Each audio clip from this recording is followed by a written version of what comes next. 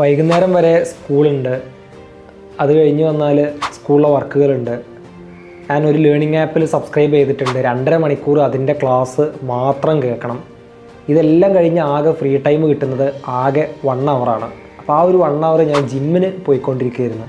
ആ ഒരു time cut ചെയ്തിട്ടാണ് ഞാനിവിടെ ട്യൂഷന് ജോയിൻ ചെയ്തിട്ടുള്ളത്. ക്യൂ ലൈവിൽ +2 ഫിസിക്സ് ട്യൂഷന് ചേർന്നിട്ടുള്ള ഒരു സ്റ്റുഡൻറ്റ് എന്നോട് പറഞ്ഞ വാക്കുകളാണത്. സംഭവിച്ചത് എന്താണെന്ന് വെച്ച് കഴിഞ്ഞാൽ, ഈ കുട്ടി ഇവിടെ ജോയിൻ ചെയ്തു. ഒരു മാസം കഴിഞ്ഞിട്ട് ആ കുട്ടിക്ക് എക്സാമിന് മാർക്ക് കുറവാണ്. അപ്പോൾ ആ കുട്ടിയുമായിട്ടൊരു മീറ്റിങ്ങിന് ഇരുന്നപ്പോൾ ആ കുട്ടി എന്നോട് പറഞ്ഞിട്ടുള്ള കാര്യങ്ങളായിരുന്നു അത്. അപ്പോൾ ഇത് കേട്ടിട്ട് ഞാൻ ഇമ്മീഡിയറ്റായിട്ട് തന്നെ എന്ത് ചെയ്തു, ആ കുട്ടിയുടെ പാരൻറ്റുമായിട്ട് ഞാൻ മീറ്റിങ്ങിനിരുന്നു. കാരണം 15-16 വയസ്സുള്ള ഒരു കുട്ടി ഫ്രീ ടൈം കിട്ടുന്ന ആ ഒരു സമയം ജിമ്മിന് പോകാമെന്ന് പറയുന്നത് തന്നെ ഒരു വലിയൊരു കാര്യമാണ്. അപ്പോൾ ആ ഒരു ടൈം കട്ട് ചെയ്തിട്ടാണ് അവൻ്റെ പാരൻസ് എന്ത് ചെയ്തത്, ഇവിടെ എക്സ്ട്രാ ഇൻഡിവിജ്വൽ ട്യൂഷൻ ഇവിടെ ചേർത്തിട്ടുണ്ടായിരുന്നത്.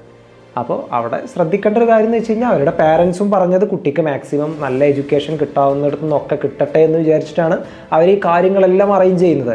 പക്ഷേ അവൻ്റെ ഒരു ഡെയിലി ലൈഫിൽ കംപ്ലീറ്റ് ഈ എഡ്യൂക്കേഷൻ ഇങ്ങനെ ഫില്ല് ചെയ്ത് കൊടുത്തിട്ട് അവന് വേറെ ഒന്നിനും ഫ്രീ ടൈം ഇല്ലാതെ എൻഡ് റിസൾട്ട് എന്താവും എന്നുള്ളതും ഇത്തരം പാരൻസ് ആലോചിക്കേണ്ട ഒരു കാര്യമാണ്.